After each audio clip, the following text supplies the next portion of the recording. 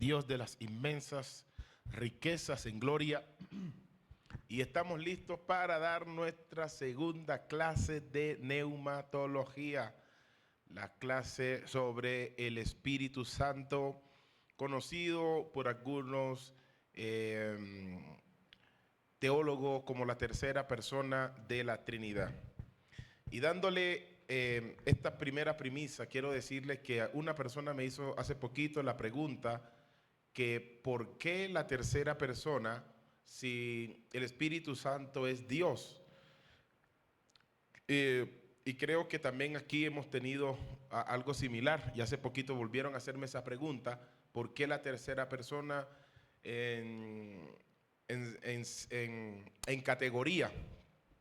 Pero literalmente no significa o no se le da la interpretación como nosotros vemos el rango por valor numérico. Es decir, el número 1 es el mejor, el número 2 más o menos, el número 3 el último. No. Cuando se nombra de esa manera, le estamos dando un orden. Algunos han hecho su teología basada en que el Padre se reveló primero, el ministerio del Padre en el Antiguo Testamento. No tiene volumen. Ay, santo Dios. Ok. Ya allí le van a...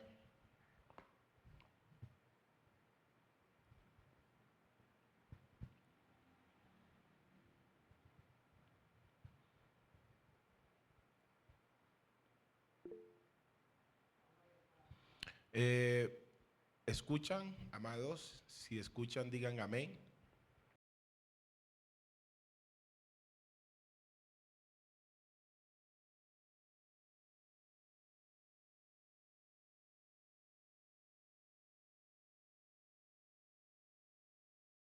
Hola, hola.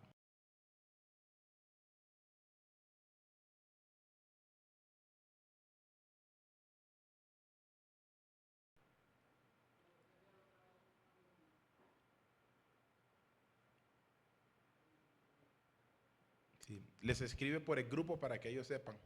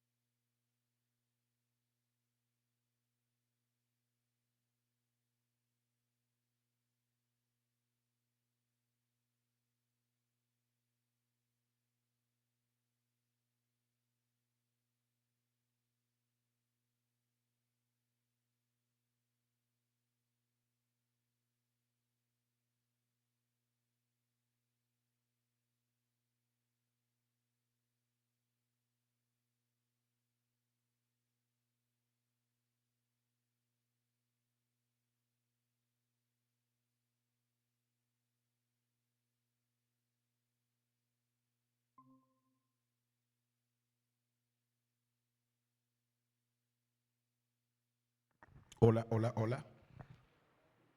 ¿Se está escuchando? Ahí reporten, digan amén. ¿Se está escuchando? Gloria a Dios. Si se está escuchando, los estimados, digan amén. Validen que sí se está escuchando, porfa.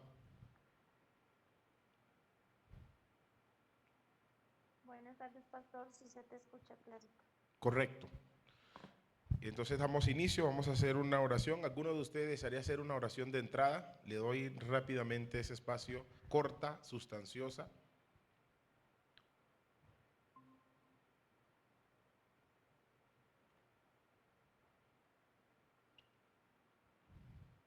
Bueno, Padre, te doy gracias en el nombre de Jesús.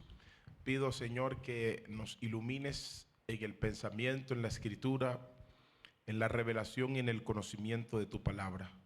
Pido que bendigas a cada hermano, hermana, pastor, miembro, todos los que están ahí en liderazgo sean bendecidos de una manera especial y podamos ser edificados y adquirir conocimiento de tu palabra en el nombre de Jesús.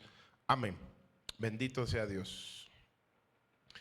Ok, estamos, como les decía, que no escucharon, decían los amados allí, en la segunda clase de neumatología. Neumatología, esa segunda clase que vamos a abordar, quiero iniciarla desde una manera muy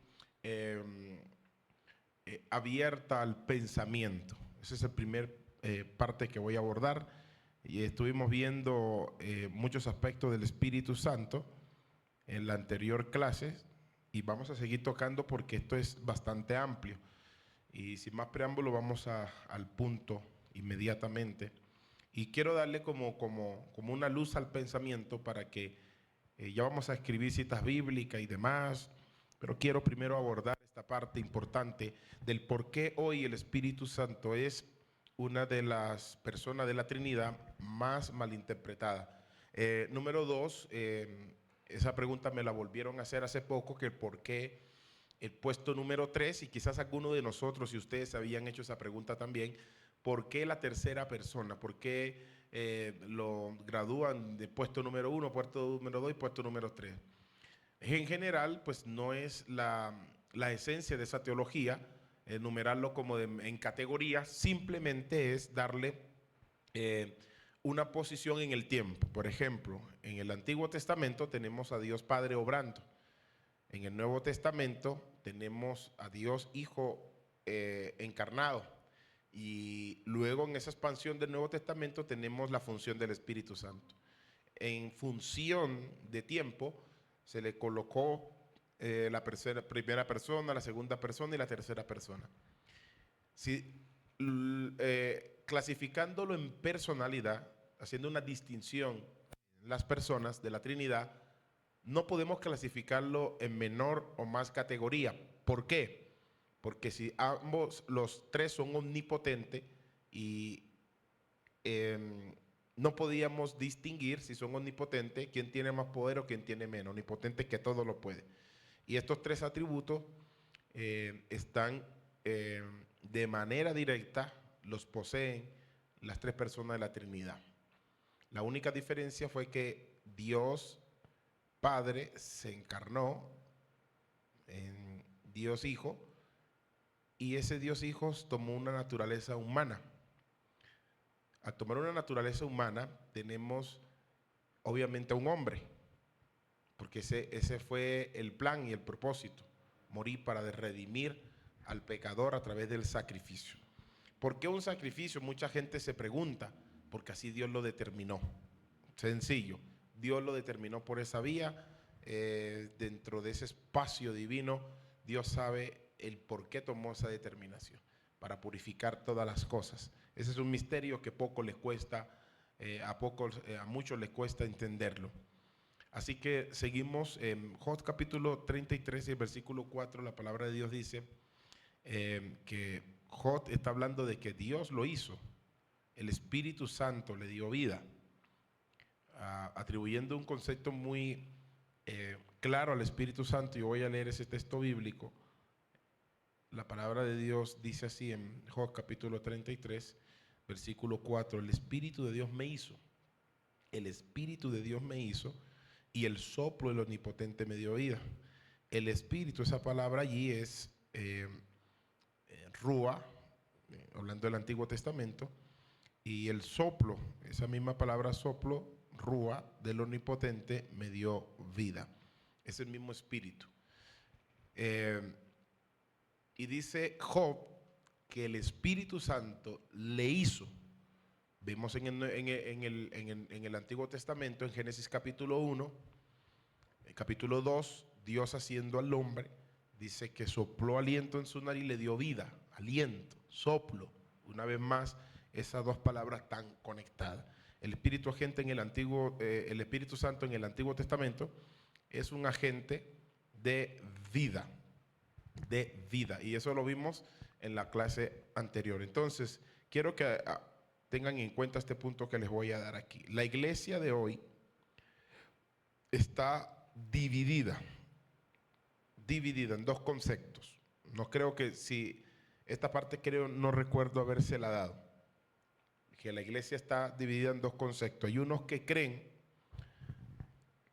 que los dones del Espíritu Santo en un grupo han cesado. Ya no se pueden manifestar los dones que Jesús manifestó y que los apóstoles manifestó. Y hay otro que todo lo que tiene que ver con la manifestación de Rúa, los milagros, los dones, ese sector se conoce como los cesacionistas. Es decir, ya por medio del Espíritu Santo no se hacen esas señales, esos prodigios, esos milagros que se hacían en el Antiguo Testamento, en el Nuevo Testamento, en la expansión del ministerio apostólico. Ya eso cesó. ¿Cómo se conocen? Cesacionistas. Para que lo tenga en cuenta. Cuando usted consigue una persona que dice, no, eso fue en el tiempo de Jesús, esos milagros fue en el tiempo de los apóstoles, ahora ya eso no tiene función. Usted está hablando con un cesacionista, que es decir, que todo ese mover espiritual, sobrenatural, ya cesó, ya estamos en otra época y ya eso no puede venir.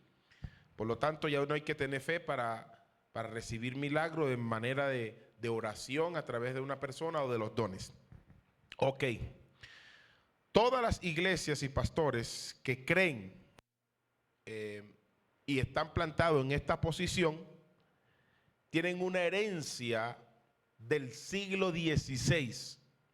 Oiga bien, tienen una herencia del siglo XVI luego de que Martín Lutero divulgara las 95 tesis en la iglesia de la puerta de la iglesia de Wittenberg.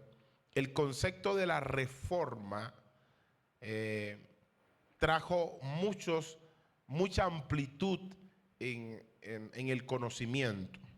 Surgieron otros reformadores como Juan Calvino, Ulrico Zwinglio, surgieron también como otros como Melanchthon. Y estas personas, entre otras, en esa época no había una manifestación de lo divino. ¿Por qué no había una manifestación de lo divino? Estamos en el siglo XVI.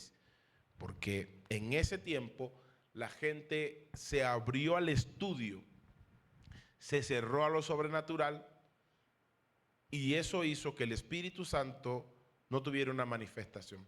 Todas esas épocas de la historia donde usted ve que el Espíritu Santo no se movió, analice el contexto de la historia y se da cuenta que no hubo una búsqueda, no hubo una promulgación de tal manifestación, por lo tanto, eso no se manifestaba.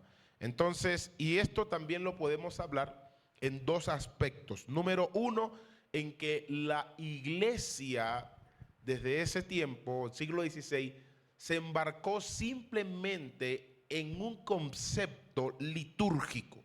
Su proyecto, su cosmovisión era simplemente litúrgica. Y esto nos da algo importante para que nosotros analicemos. Que hoy puede ocurrir que una iglesia en plena dispensación del Espíritu Santo, por llamarlo de esa manera, en lo que creen en los dones del Espíritu Santo, no manifiestan esos dones porque pueden estar embarcados en otros proyectos, menos en que el Espíritu Santo glorifica a Cristo de esa manera. En otras palabras, cuando usted iba a una iglesia del siglo XVI, usted encontraba a un sacerdote predicando en latín y luego le aplicaba lo que él quería aplicar por medio de esa liturgia y de esa práctica. Era muy difícil ver una manifestación de lo sobrenatural. Imagínese usted entrar a una iglesia, está en el siglo XVI, olvídese el siglo XX, usted está en el siglo XVI, va a una iglesia, usted no tiene Biblia, usted no sabe nada de los dones, usted no tiene una teología desarrollada acerca del Espíritu Santo, como hoy la puede tener. Usted simplemente va a la iglesia en un acto litúrgico porque usted cree en Dios.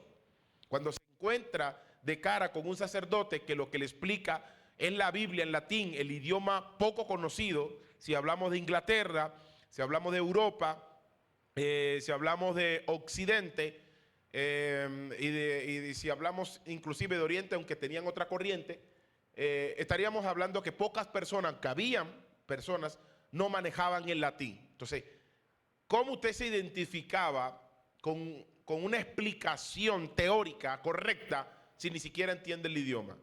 Era una manipulación que ejercía la Iglesia Católica en ese tiempo porque no querían que la gente descubriera muchos de los asuntos bíblicos. Y le voy a dar un dato importante. ¿Sabía usted que pasaron décadas y décadas y siglos en que los papas no eran escudriñadores de las Escrituras? Oiga esto. Hasta el año 1961 el Papa Juan II, ese papa lee las Escrituras y se da cuenta que hay un fallo en la liturgia de la iglesia. Y empieza y dicta un edicto o escribe un edicto para que corra en toda la iglesia de que las imágenes no son correctas. Pasaron siglos sin que un papa escudriñara la escritura y se diera cuenta de lo que hacía él.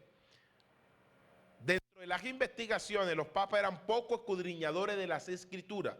Aprendían muchas cosas relacionadas a la escritura, como la teología de la línea de la Iglesia Católica, pero no se embarcaban a estudiar la escritura en profundidad. Y todos estos aspectos fue la carencia del mover del Espíritu Santo, entre otras, en el siglo XVI en adelante. Entonces, el siglo XVI, aunque fue el inicio de un gran despertar, no fue un despertar profundo. Estoy yendo un poquito así porque quiero que despertar la conciencia de ustedes, embarcarlos en la forma teórica práctica de lo que es el estudiar esto, para luego abordarle bíblicamente otro punto donde usted ya va a anotar. Pero quiero despertarle la mente con esto. Por favor, esté atento, porque la herencia del siglo XVI en ciertos puntos ha tomado y ha abrazado muchas iglesias, líderes de hoy.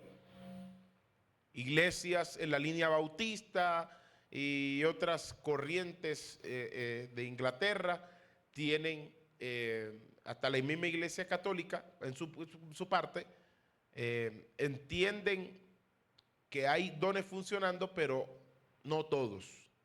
Hay unos que dicen todos dejaron de funcionar, estamos viviendo por la gracia. Increíble, pero eso se está viviendo en el siglo XXI. Entonces, tenemos el siglo XVI, un despertar. Bueno, la gente quiere la escritura, quiere conocer la palabra de Dios, la gente tiene la Biblia, se logra que muchos tengan la Biblia en su idioma. Había persecución en ese entonces todavía, pero no fue un despertar profundo. ¿Por qué? Porque la reforma, más que otra cosa, tuvo muchas implicaciones políticas. Oiga esto, la profundidad de la reforma no se lleva de una manera profunda porque sus implicaciones tienen que ver con política. Recuerden que la Iglesia Católica o el Papa en un momento era un absoluto, un absoluto. Absoluto quiere decir que no había quien pudiera juzgar al Papa, ni quien pudiera catalogarlo como un pecador, ni quien pudiera hallarle defecto para juzgarlo. Esa ley se promulgó en el siglo VII, donde con las tales cartas, y esas cartas que se escribieron por un papa, se escribieron con el fin de que el papa fuera una autoridad absoluta, que no tuviera quien lo juzgara. Por eso tenemos en el gran cisma. ¿Qué es el cisma? El cisma es que la Iglesia Católica sufrió un detrimento espiritual, y de esa manera surgieron tres papas. Tres papas llegaron a surgir en la historia entre el 1200 al 1300 y algo, 1200 y algo a 1300. tres papas. Esa era del curantismo en la Iglesia Católica se le conoce como el cisma, esa división que hubo dentro de la Iglesia Católica. Entonces teníamos tres papas, y esos tres papas, como había unas credenciales o unas cartas que escribió un papa, y eso fue un decreto donde no se podía juzgar al papa, no se podía discrepar ninguna desconfianza en contra del papa, era un ser intocable, era un ser absoluto en la tierra. Es decir, en el cielo estaba Dios como absoluto, pero en la tierra estaba el papa. Esa era la cosmovisión católica. Entonces, ¿cómo tú dices que este papa es falso si no se puede juzgar a ese papa que dice que es un papa que literalmente eso ocasionó un colapso y la iglesia vino, y fue una de las causas por las que provocó la reforma? Entonces, el ámbito político, como Francia, rey de Francia, el rey de Inglaterra, en Roma, en Alemania y parte de Europa, Turquía, que ya viene siendo Asia y casi Europa, porque está pegado con Europa, surgió la desconfianza, y todos estos reyes o mandatarios comenzaron a discrepar contra la autoridad papal. Y luego entra el poder político dentro de la iglesia. Ya el papa ejerció un poder político, pero luego entra el poder político. ¿Por qué es importante que nos cuente esto, pastor? Porque quiero que ustedes entiendan de dónde se desenlaza todo esto que hoy en día se tiene como doctrina, y hay disputas y hay peleas. Ese poder político no permitió, porque hubo un tiempo donde Francia tuvo un poder político tan fuerte que tomó inclusive por encima del papa y colocaba papa y colocaba obispos. Ya tenemos un poder político gobernando a la iglesia y teniendo una autoridad. Y eso estamos hablando en el siglo XIII, siglo XIV, antes de la reforma. Entonces, cuando llega la reforma, hay un toque político todavía allí, dentro de la iglesia y por los mandatarios. Gobernaban el poder político. Entonces, seguimos acá. Tenemos la reforma, que es un poder que se mezcló con el poder de la iglesia, se mezcló con el poder político. Entonces, muchas iglesias siguen esta herencia.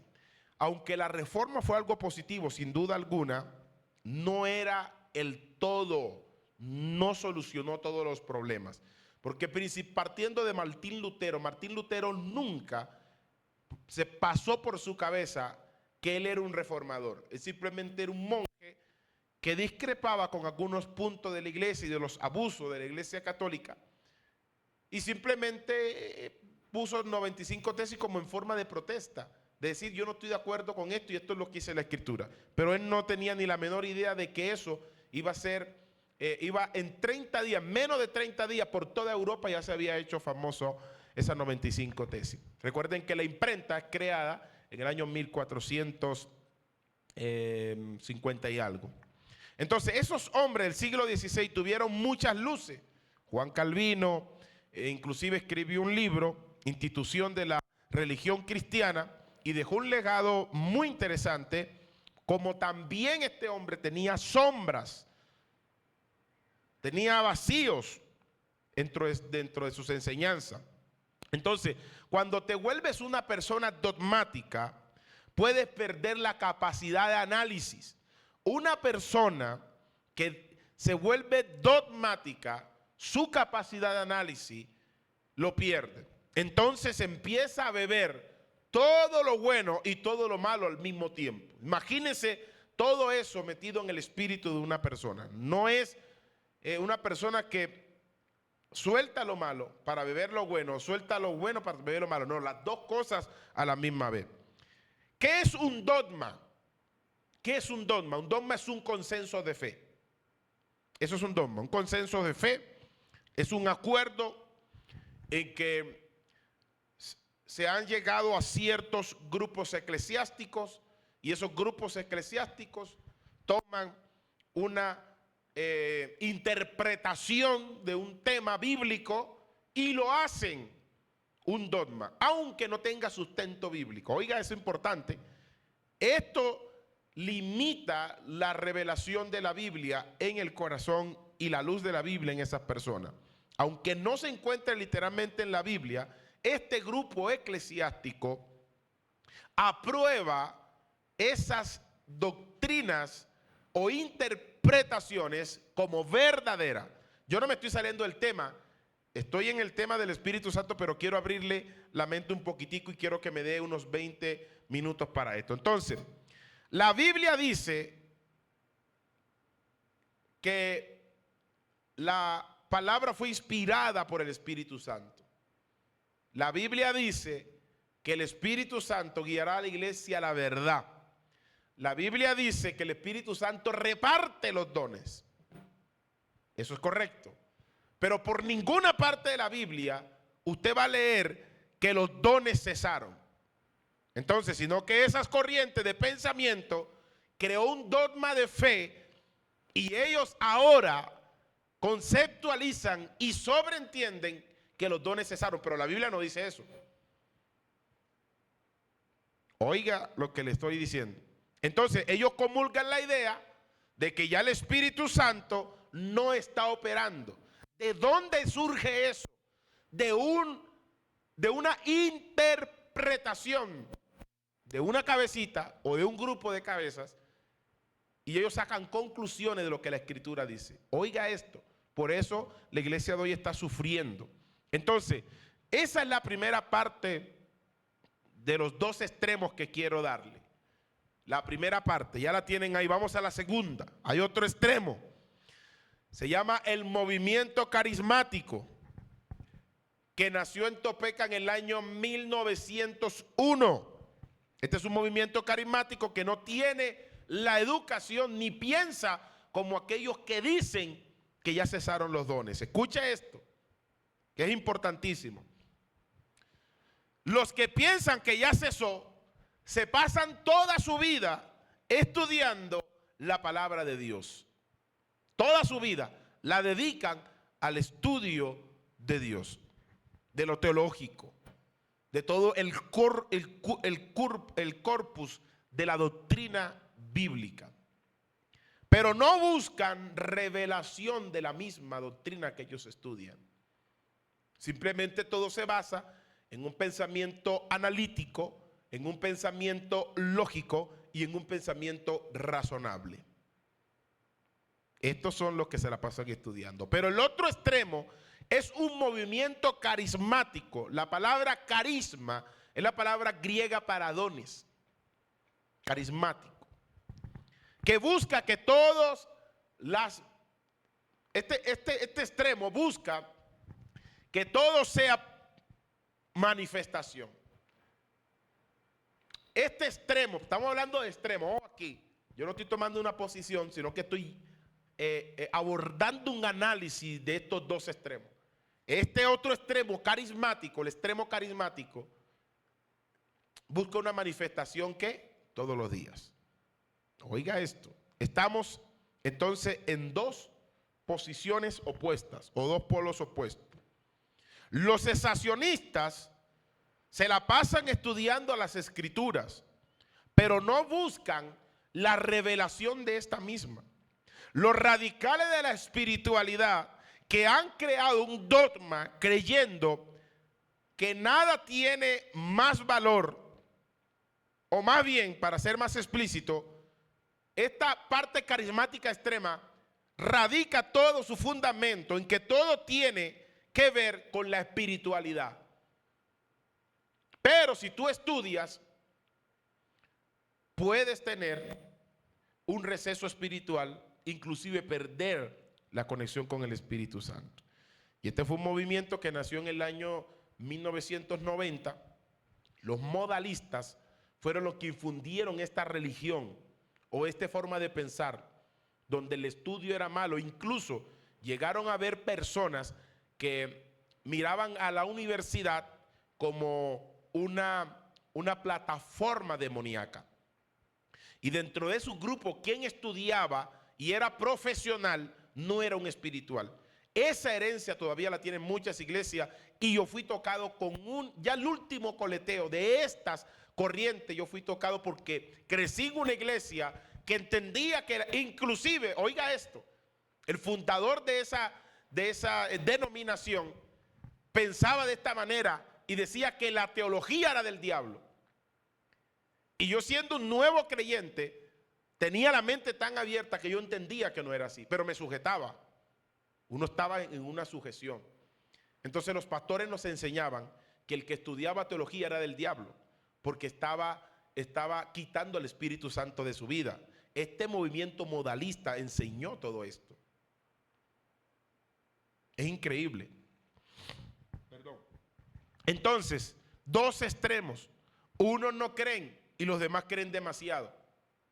Pero los que creen demasiado no es que tengan fe, es que creen en sus interpretaciones demasiado.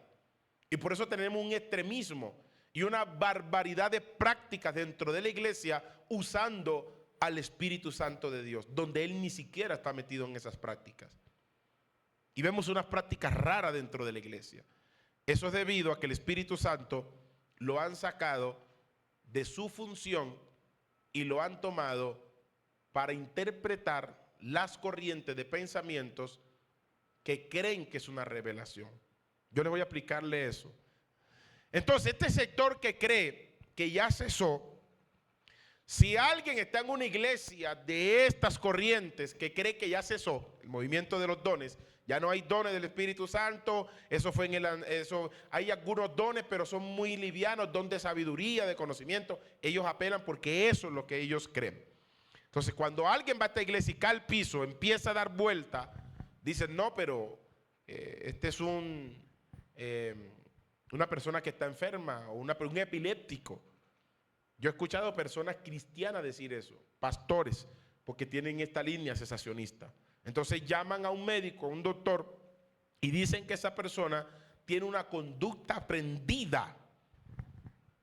¿Ve? Porque ellos usan la razón y desde la lógica ven que esa persona tiene una enfermedad, no es un demonio. Para ellos ese demonio no existe. Entonces, cuando vas a esas iglesias, le van a preguntar, bueno, ¿usted de qué iglesia viene o de qué iglesia es? No, yo vengo de una iglesia pentecostal. Ah, ok. Tú estás en esa condición porque tú aprendiste esa conducta. Desde su razón y desde su lógica, ellos entienden que esa persona se tira al piso porque aprendió de manera visible una conducta. Entonces, pero cuando tú vienes al otro extremo, la iglesia pentecostal, esa iglesia de los dones y del mover del Espíritu Santo sin conocimiento, eso es un sentido contrario. En la iglesia cesacionista te van a decir, siéntenlo en una silla, aunque esté poseído. Piensan que ya todo cesó, eso no hay posesión, ese no tiene un demonio, es una conducta aprendida. El otro extremo, que todo es lo espiritual.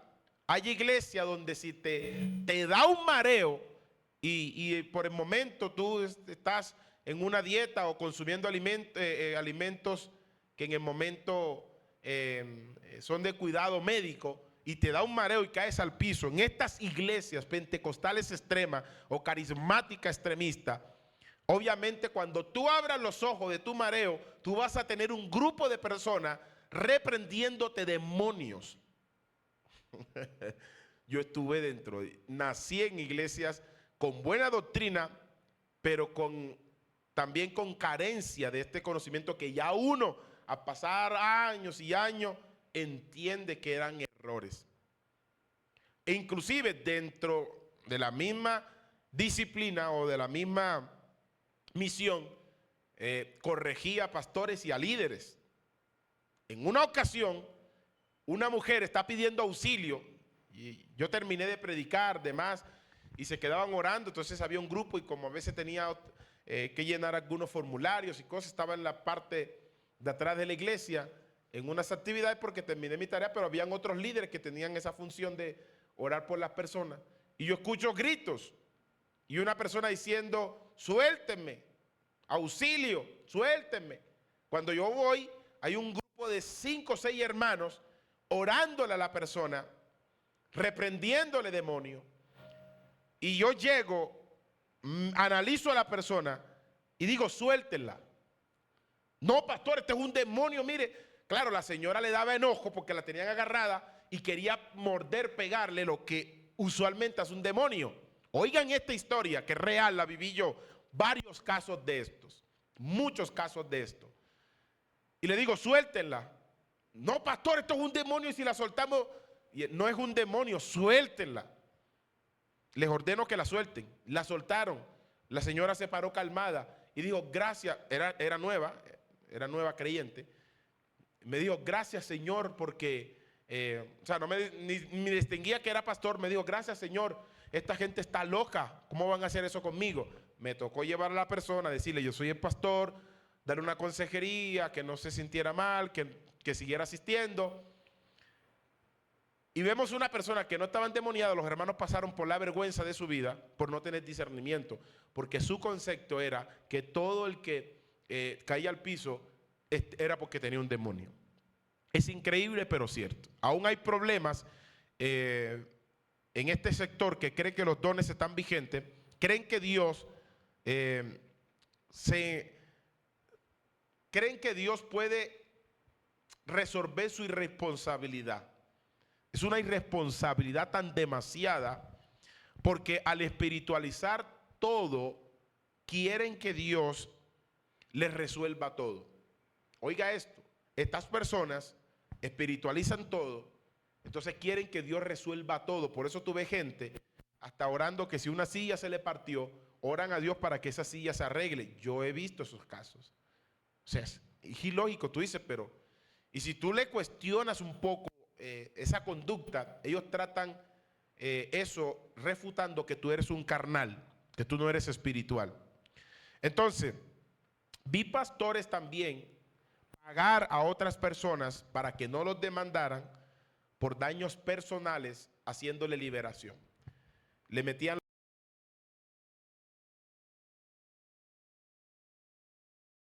me enseñaron de esa forma, pero yo no hice esa práctica porque yo entendía que eso no estaba correcto. Pastor, no se te escucha. No se escucha, no se escucha.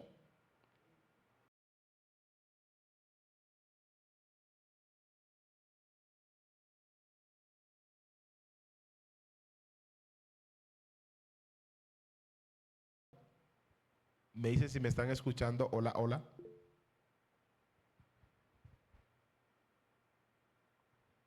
Hola, hola.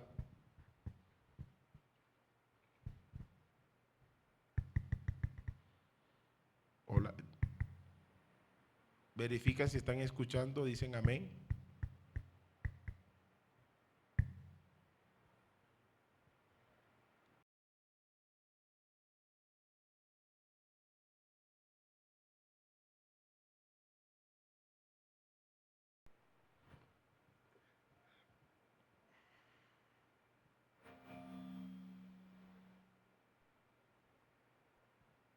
Hola.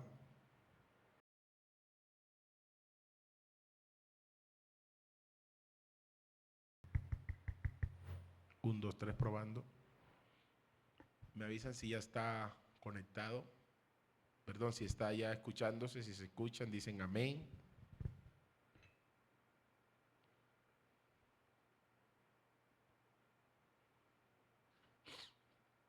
Aleluya. Hola, hola, hola.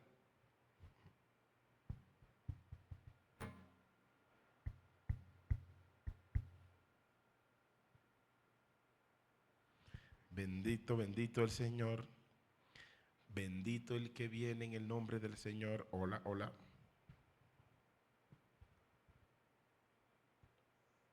No se escucha, pastor.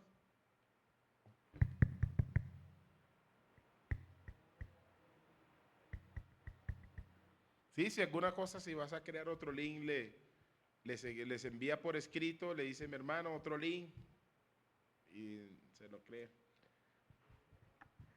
Sí, ahí buscamos las maneras de salir de las aflicciones.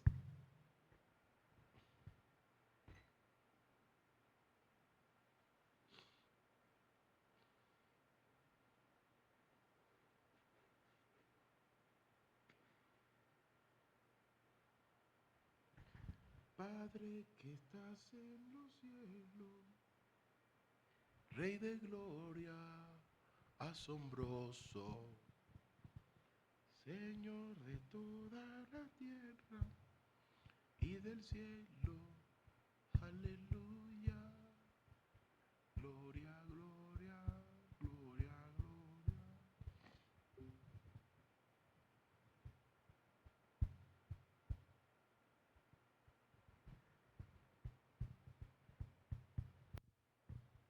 El micrófono tiene buen sonido.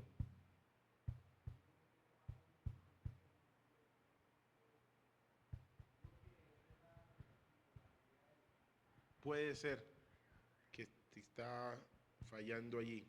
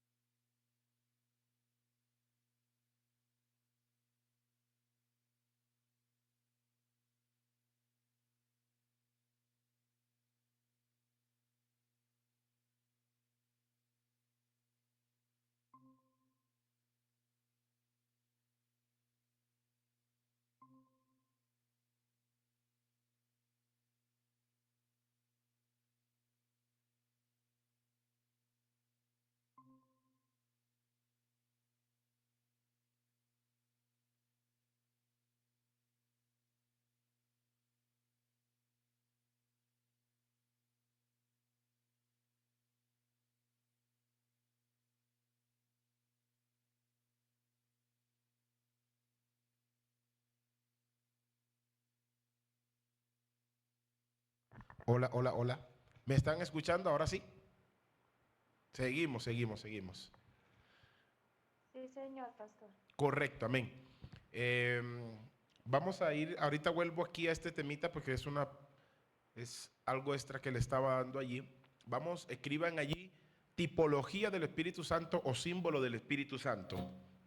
Tipologías o símbolo del Espíritu Santo, algunos símbolos con que el Espíritu Santo es comparado o metafóricamente se le da una ilustración para que lo podamos entender. Recuerden que la escritura tiene varios aspectos eh, en su riqueza, eh, que abarca toda el conocimiento, tiene poesía, tiene, obviamente usa símbolos, tiene códigos, por así decirlo, eh, secretos, porque la Biblia es un misterio. Y recuerden que el Espíritu Santo es quien revela esos misterios. Entonces, ¿qué podemos comprender de la naturaleza del Espíritu Santo más allá de las palabras de concepto por medio de símbolos? Ejemplo, ¿qué es un símbolo? ¿Qué es un símbolo? Un símbolo es un emblema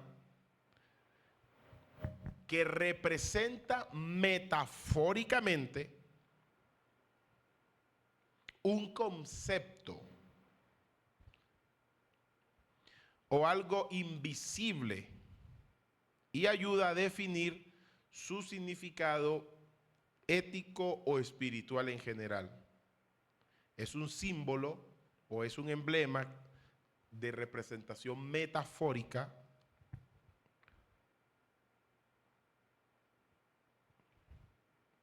Por ejemplo, tenemos el fuego. Aunque el fuego en la Biblia no siempre está hablando en el contexto del Espíritu Santo, en el Antiguo Testamento, por ejemplo, de aprobación por el fuego, tenemos al tabernáculo de reunión, el templo de Salomón, el día de Pentecostés, como un ejemplo de esas manifestaciones del fuego. Entonces, el Espíritu Santo es comparado con el fuego. ¿Por qué comparado con el fuego?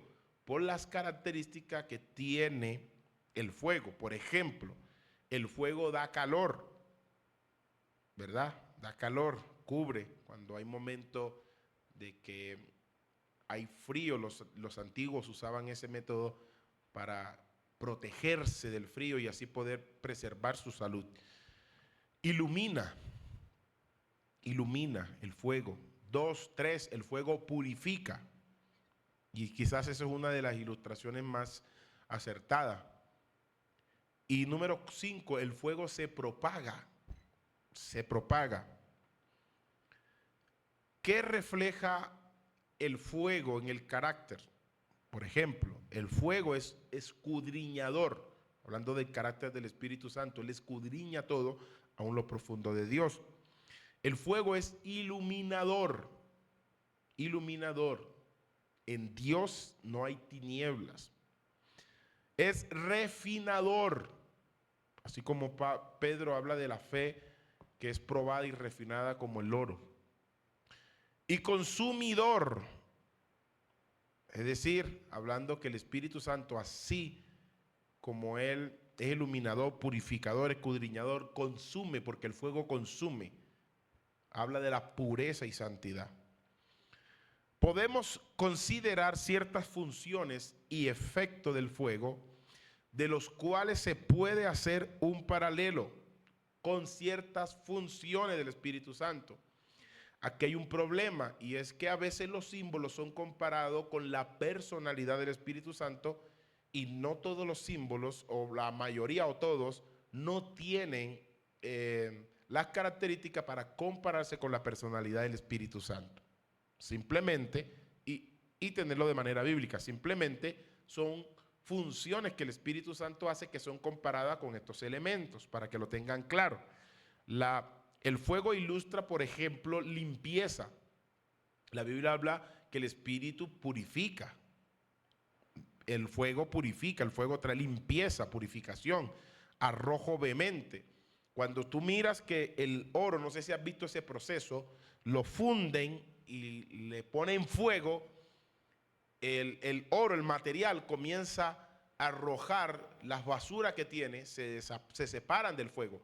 Para eso es que lo funden, para que haga una separación de las impurezas. Y también esto hace sentido al celo producido por la unción del Espíritu Santo. Veamos un texto bíblico. En Isaías capítulo 4 y versículo 4 habla de estos sentidos del fuego y dice la escritura, para que lo anoten allá, Isaías capítulo 4 versículo 4. Ustedes ponen símbolo del Espíritu Santo, fuego, y por lo menos colocan los versículos para que recuerden un poco de lo de la enseñanza. Cuando el Señor lave las inmundicias de las hijas de Sión, o sea, una inmundicia, ustedes saben de que es una contaminación, es algo que ya hace a la persona impura. Y dice, y limpia la sangre de Jerusalén de medio de ella con espíritu de juicio y con espíritu de devastación. Hablando en ese sentido de una acción que para nosotros es difícil de asimilar porque vemos cosas negativas, pero Dios literalmente está sacando cosas malas para purificar y lavar. Igual que el fuego derrite, descompone en cierta medida de un estado sólido al oro a un estado líquido. Y tú dices, esa transformación que hace o ese proceso que hace el fuego no le da como ese sentido de valor al oro, pero en realidad lo está valorando. Es exactamente lo que hace el Espíritu Santo o una función del Espíritu Santo cuando purifica. Cuando Él purifica, no es que Él te tocó y te purificó, a veces trae cosas que para nuestros ojos son desastrosas, que para nuestra cosmovisión y percepción son desastrosas, pero en sí está purificando. En el capítulo 3 y versículo 11 de Mateo capítulo 3 versículo 11, la escritura dice, yo a la verdad os bautizo en agua para arrepentimiento, pero el que viene tras mí, cuyo calzado yo no soy digno de llevar, es más poderoso que yo. Él os bautizará en Espíritu Santo y fuego. Hablando del proceso de santificación, pero también del proceso de purificación. Y no todas las veces la purificación cumple el sentido de que simplemente la persona queda ileso de todo su entorno y todo funcionó bien. A veces suceden cosas, como le digo, difíciles de entender. A veces se provocan catástrofes. Cuando la gente no entiende, se provocan catástrofes, terremotos, cosas naturales. Pueden ser provocadas por Dios, claro que sí. ¿Qué hacen las personas cuando se ven invadidas de estos fenómenos? La única solución es mirar hacia arriba, buscar a Dios y orar. Y en un cierto sentido, Dios escoge, Dios toma a los que son suyos en ese momento por la sensibilidad que se provocan por esas actuaciones y buscan de Dios y hay una purificación. En el sentido, en el contexto que aquí habla del pueblo de Dios, no está hablando del impío. Habla de la sangre de Jerusalén, habla de Jerusalén como pueblo de Dios. En Malaquías, en el capítulo 3 y versículo 2, Malaquías capítulo 3, versículo 2 al 4, dice, ¿quién podrá soportar el tiempo de su venida? ¿O quién podrá estar en pie cuando Él se manifieste? Porque Él es como fuego purificador. Oiga, fuego purificador y como jabón de lavadores, hablando de esa función que el Espíritu Santo también cumple.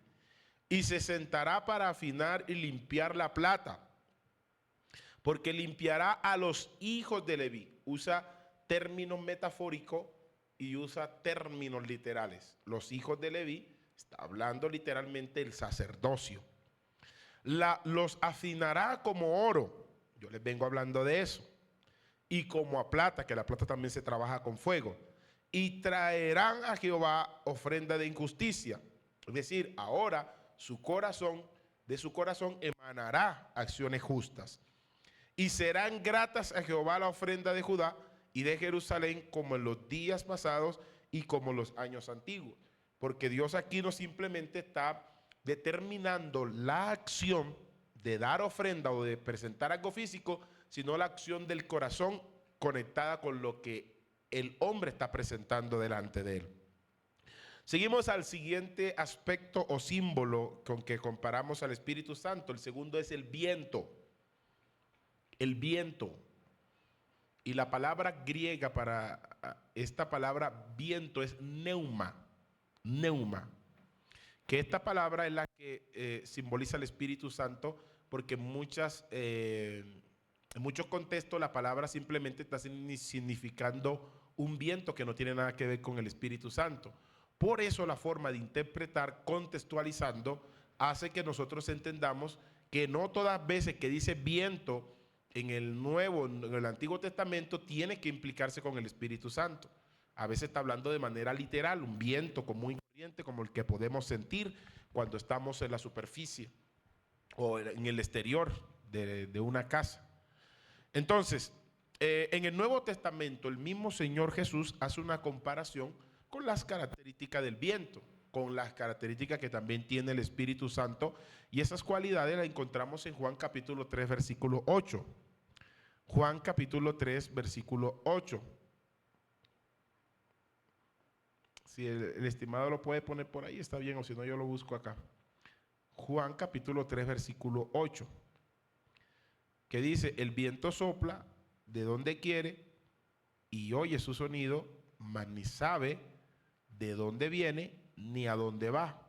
Así es todo aquel que es nacido del Espíritu Santo. Otra vez, el viento sopla de donde quiere, subraya esa palabra, y oye su sonido, mas ni sabe de dónde viene ni a dónde va. Así es todo aquel que ha llevado el Espíritu Santo. ¿Qué nos está diciendo esto? Nos está diciendo que el Espíritu Santo, acá estamos en los símbolos, que el Espíritu Santo tiene tres funciones aquí implícitas en este versículo. Número uno, soberanía. Número uno, soberanía. Cuando dice sopla de donde quiere, está conectando esta función con la soberanía que tiene el Espíritu Santo también. ¿Okay? Es decir, que nadie lo manda a él o lo manipula. Él es soberano. Elige, escoge como él quiere, hace lo que le place. Número dos, omnipresencia. No sabe de dónde viene ni a dónde va. No sabe de dónde viene ni a dónde va. Omnipresencia. En todos los lugares. Tú no sabes dónde está, pero Él está. Y su omnipotencia dice que así es todo el que es nacido del Espíritu Santo. Él produce, tiene poder para hacer que estas personas que son regeneradas tengan esta característica. Entonces, tres características fundamentales en este versículo: soberanía, omnipresencia y omnipotencia. Entonces, las cosas más difíciles de entender del Espíritu Santo es su manera de obrar. Es donde nos cuesta a nosotros comprender las acciones del Espíritu Santo en el mundo, en el universo, en el cosmos, la tierra, en los seres humanos, inclusive en la tierra. Varias de esas funciones las estuvimos viendo en el obrar del Espíritu Santo en el Antiguo Testamento. En Génesis capítulo 1, versículo 2, el Espíritu Santo se paseaba sobre las aguas. Génesis 2, 7, Dios crea al hombre y ahí está el Espíritu Santo implícito. Job 33, 4, ahí está el Espíritu Santo implícito. La obra en el tabernáculo, Éxodo capítulo 31, versículo 1 al 4. Capítulo 33 también. Éxodo capítulo 28 también habla de ese sistema que le dio espíritu de sabiduría a Bezaleel para construir las obras y las piezas del tabernáculo. El Espíritu Santo estaba sobre Moisés, Números capítulo 11. Todo eso lo vimos en la clase pasada, 24 y 25. Números capítulo 11, versículos 24 y 25. El Espíritu Santo vino sobre, inclusive, una persona que en el Antiguo Testamento, en el Nuevo Testamento es llamada como adivina, Balaán, en Números capítulo 28. El Espíritu Santo vino sobre Otoniel, ¿verdad? Uno de los jueces, capítulo 3, versículo 10. Venía sobre ellos y les daba poder. Y iban a la guerra y vencían. El Espíritu Santo vino sobre varones en el tabernáculo, en Números capítulo 11. Y los 70 varones fueron llenos del Espíritu Santo. El Espíritu Santo operaba en la tierra y en los mismos animales, en la creación, envía su Espíritu y son recreados y renueva la faz de la tierra. Salmo capítulo 104, versículo 30. Todos esos versículos, el capítulo 19 de los Salmos habla que los mismos cielos cuentan la gloria de Dios. En Isaías capítulo 61, Isaías está hablando proféticamente sobre el Espíritu Santo, lo que haría en la obra de, en la persona de Jesús, que se cumplió en Lucas capítulo 4, versículo 18. Jesús vuelve en el poder del Espíritu Santo, el 14 en adelante. La profecía se cumple en él, pero vemos también Isaías capítulo 11, donde el Dios le da espíritu de poder, de consejo, y todas esas funciones estaban en Jesús. Todo eso que el Espíritu hace en el Antiguo Testamento lo manifiesta en el Nuevo Testamento y están implícitamente en estas cosas. Entonces, la manera de obrar del Espíritu Santo es una de las maneras que es más difícil de entender. Entonces, este símbolo es muy adecuado, aun cuando habla en Eclesiastés en el capítulo 11, Eclesiastés capítulo 11 y versículo 5. El viento simboliza la labor generosa del Espíritu Santo e indica sus operaciones. ¿Cuáles operaciones? Misteriosas. El viento es misterioso. El viento nadie lo puede ver, nadie lo puede controlar, nadie le puede decir detente. Pero ustedes ven Jesús en el Nuevo Testamento reprendiendo el viento y el mar y le obedecen. Hablando del viento físicamente, y no tenía nada que ver con el Espíritu Santo, ni con un espíritu, pero hablo de la acción misteriosa que tiene el viento. Entonces, independientemente, aparte de los conceptos que le damos misterioso al viento, están algunas labores que hace el Espíritu Santo que son comparadas con el viento. Por ejemplo, Ezequiel capítulo 37, versículos 7 al 10. Aquí está la historia del Valle de los Huesos Secos. Y la Biblia dice que mientras el profeta llamaba al Espíritu y profetizaba, hubo un ruido, pero también hubo un viento. Neuma, rúa en hebreo. Eso que sopló allí estaba determinando la vida de aquellos que estaban postrados y ya con tendones, con piel, con todo, pero le faltaba espíritu. Y el viento hace una forma metafórica, o usa el escritor una forma metafórica del Espíritu Santo para darle vida a lo que estaba muerto. En Hechos capítulo 2, versículo 2, también tenemos una acción del Espíritu Santo. Y la escritura dice, y de repente vino del cielo como un estruendo, como un viento recio que soplaba, el cual llenó toda la casa donde estaban sentados. Nuevamente la acción está incorporada con el Espíritu Santo de Dios. La palabra de Dios dice, o vamos a la tercera comparación con que se hace el Espíritu Santo en la Escritura, el agua, el símbolo del agua. A través de la palabra de Dios encontramos el agua con muchas funciones. Y dentro de estas se hace comparación con algunas funciones del Espíritu Santo. Vamos a ver algunos ejemplos en la Escritura. Por ejemplo, el agua da vida. Y acabamos de escuchar que el Espíritu Santo da vida, ¿verdad? El Espíritu del Omnipotente me hizo. El Espíritu de Dios me hizo. Y el soplo omnipotente me dio vida. Entonces, sobre el derramamiento del Espíritu Santo y la vida que trae a los que están muertos, que lo acabamos de ver en Ezequiel capítulo 37, y anote este otro versículo en Isaías capítulo 32, Isaías capítulo 32, y en el versículo 15 dice, hasta que sobre nosotros sea derramado el Espíritu Santo. ¿De dónde? De lo alto. Y el desierto se convierta en campo fértil, y el campo fértil sea estimado por bosque. Tres etapas. La etapa donde el Espíritu Santo no está, que todo está muerto, desierto.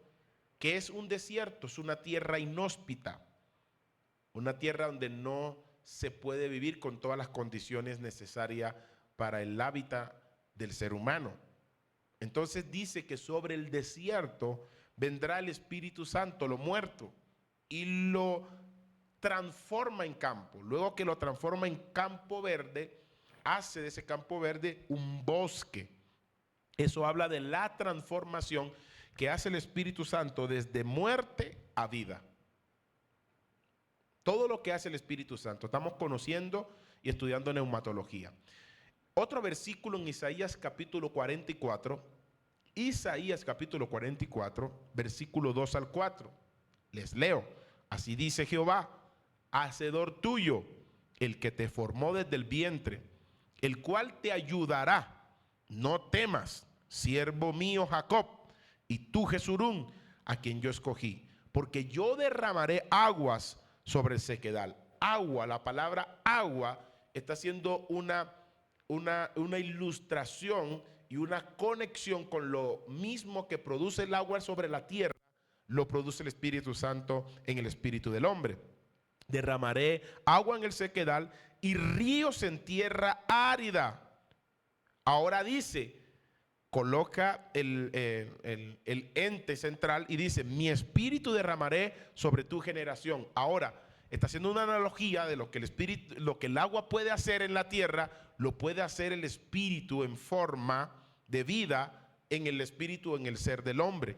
Derramaré mi espíritu sobre tu generación y mi bendición sobre tus renuevos, y brotarán hierba como sauces junto a la ribera de las aguas. Una vez más vemos al Espíritu Santo haciendo un trabajo espiritual que no lo cumple la enseñanza de ningún maestro, de ningún predicador, no lo cumple ningún profeta, no lo cumple ninguna iglesia. Es una actividad del Espíritu Santo, nada más que Él lo puede hacer. ¿Y cómo nos lo puede comprobar con la Escritura, pastor? Lo vamos a leer en el capítulo 3 de Juan y en el versículo 5. Capítulo 3 de Juan y versículo 5. Y dice la Escritura de la siguiente manera: Jesús respondió, de cierto te digo, el que no naciere de agua. Otra vez analógicamente, pongan atención, está haciendo una comparación, un paralelismo. Usa el agua para clarificar a la persona, al ser humano, que puede entender de manera lógica que el agua es una construcción en esta tierra que no puede hacer ningún otro líquido. Usted puede cambiar el líquido agua por otro líquido de la tierra cualquiera y jamás tendrá la misma funcionalidad de la tierra. Es lo mismo que hace el Espíritu Santo en el ser del hombre. Si sacas al Espíritu Santo de la ecuación en el proceso de regeneración, cambio, transformación y vida del hombre, ningún otro espíritu podrá producir el mismo resultado, igual que hace el agua con esta tierra. ¿Está entendido hasta allí? Entonces dice la palabra, el que no naciere de agua y de espíritu no puede entrar en el reino de Dios. El fin de la transformación que hace el Espíritu Santo es el cambio de estado de desierto a bosque, de muerte a vida, de carnal a espiritual, de natural a sobrenatural, para llegar a un fin último, el reino de los cielos. Eso hace el Espíritu Santo como símbolo del agua. Indispensablemente para la vida espiritual, así como el agua también es indispensable para la vida humana, sin la cual nadie puede realizarse en esta tierra ni vivir. Por ejemplo, el Espíritu Santo cumple una función como calmar la sed. En Éxodo capítulo 17 y versículo 6 dice la Escritura: he aquí yo estaré delante de ti sobre la peña en Horeb, y golpearás la peña y saldrá agua de ella y beberá el pueblo. Esto es en el contexto, aquí no está hablando del Espíritu Santo literal, está hablando de un suceso que es natural, que sucedió, un hecho histórico real. Pero en Isaías, en el capítulo 58, Isaías capítulo 58 y versículo 11, dice la escritura así. Capítulo 58 de Isaías, versículo 11. Jehová te pastoreará siempre y en la sequía saciará tu alma. ¿Ve? Ahora está usando de manera obviamente metafórica, como el agua hace en la sequía, asimismo el Espíritu Santo hace en el alma del hombre, lo que le he venido explicando. Y dice, y dará vigor a tus huesos, y serás como huerto de riego, y como manantial de aguas, cuyas aguas nunca faltarán. Hablando de la presencia permanente del Espíritu Santo en la vida del hombre regenerado. ¿No es importante esto, lo que el Espíritu Santo hace y cómo la Biblia lo compara con ciertas funciones o cualidades del agua y lo hace tan intrínseco para que el hombre pueda entender el mensaje? Por eso cuando tú y yo leemos la Biblia, aunque necesitamos la iluminación del Espíritu Santo y la guía de Él para leer esa escritura, porque Él nos guía a la verdad, necesitamos también tener comprensión, porque la comprensión es importante dentro de este texto. Juan capítulo 4, versículo 14, Juan capítulo 4 y versículo 14, el maestro dice lo siguiente: mas el que bebiere del agua que yo le daré, no tendrá sed jamás. Está hablando de cómo el agua sacia la sed de un hombre, el Espíritu Santo sacia la sed del hombre, sino que el agua que yo le daré será en él una fuente de agua que salte para vida eterna. La función del Espíritu Santo, una vez más, en la eternidad del hombre. Por eso el Espíritu Santo en Juan 3:5 regenera al hombre, pero el proceso de él es que nadie entrará a ese reino si no es nacido del Espíritu Santo. Hablando en términos escatológicos, habla en términos final de la eternidad del hombre. Y aquí mismo lo corrobora la palabra, que el Espíritu Santo le da esa agua que calma su sed, pero que lo lleva a la eternidad. En la eternidad ya no habrá sed, ni sed de justicia, porque la gente no clamará por justicia, porque habrá justicia permanente, estaremos saciados, glorificando a Dios por la eternidad. Ezequiel capítulo 37, una función que hace el agua, la cual también hace el Espíritu Santo. Ezequiel capítulo 36, versículo 25. Ezequiel capítulo 36, versículo 25. Porque yo me hago la idea que ustedes están anotando juiciosos allí. Esparciré sobre vosotros agua limpia y seré limpiado de todas vuestras inmundicias, y de todos vuestros ídolos os limpiaré. Esparciré sobre vosotros agua limpia y seré limpiado de todas vuestras inmundicias, y de todos vuestros ídolos os limpiaré. ¿Cómo es que el agua limpia las inmundicias? El agua es un líquido natural. Se está hablando del Espíritu Santo, de una función que cumple el Espíritu Santo como ese fuego purificador en el creyente. Vamos a saltar un poquitico porque en el capítulo 7, si quieren lo anotan, capítulo 7, versículo 37 al 39 de Juan, dice que en el último gran día de la fiesta Jesús se puso en pie y alzando la voz dijo: si alguno tiene sed, venga a mí y beba. Ese concepto, si alguno tiene sed, es el mismo concepto que le estoy dando al versículo anterior.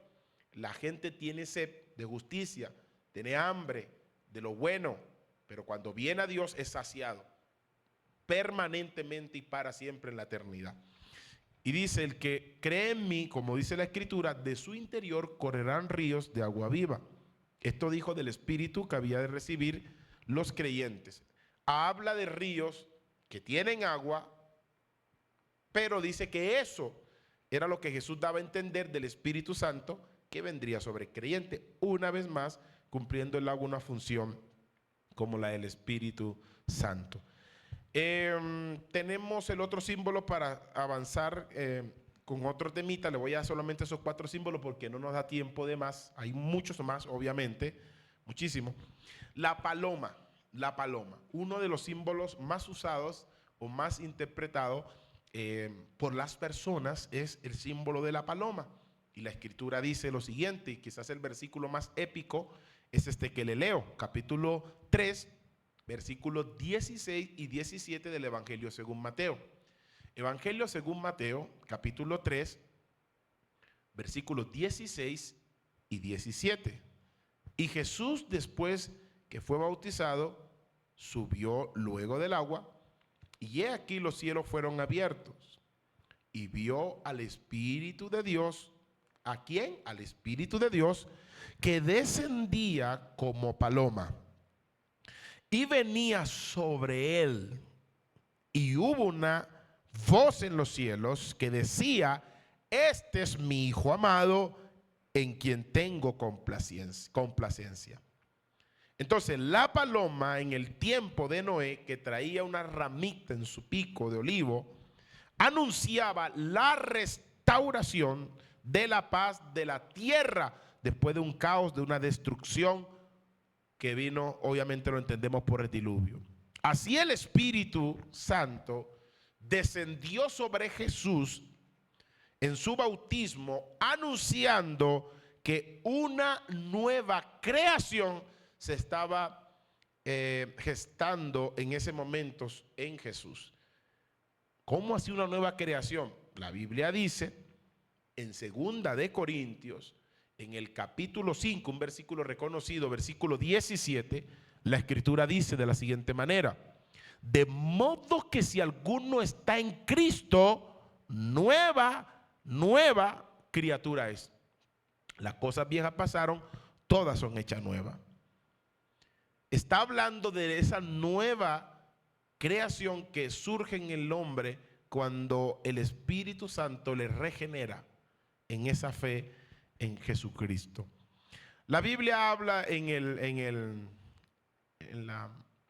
o señala en el Antiguo Testamento, en Cantar de los Cantares, Cantar, pongan allí capítulo 2, versículos 11 y 12, y les leo: porque he aquí ha pasado el invierno, se ha mudado la lluvia, se fue, se han mostrado las flores en la tierra, y el tiempo de la canción ha venido, y en nuestro país se ha oído la voz de la tórtola. Oigan lo importante eso, la paloma era inclusive una ofrenda expiatoria, pero quien ofrecía esta ofrenda eran los pobres.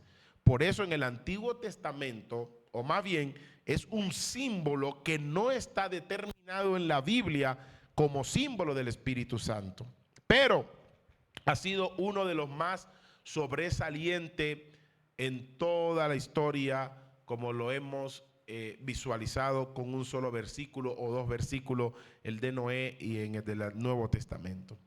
Entonces, esta parte representa algunas funciones o características del Espíritu Santo. Inclusive tenemos que entender que no es una identificación con la persona de Jesús, o digo, con la persona del Espíritu Santo. Más bien nos relaciona con el entendimiento de comprender cómo el Espíritu Santo opera o trabaja o se da a entender en la vida del creyente. Se puede relacionar algunas características inclusive de la paloma con el Espíritu Santo, pero no hay una base bíblica sólida. Algunos toman la paloma y sacan sus características, pero no hay sustento bíblico. Y aunque esto no sea una doctrina desfasada, puede ayudar a comprender un poquito la manifestación del Espíritu Santo. Por ejemplo, algunos dicen la paloma tiene estas características: tiene dulzura, tiene ternura, tiene amabilidad, suavidad, transmite paz, pureza, paciencia, sencillez. Pues esas funciones también el Espíritu Santo las manifiesta.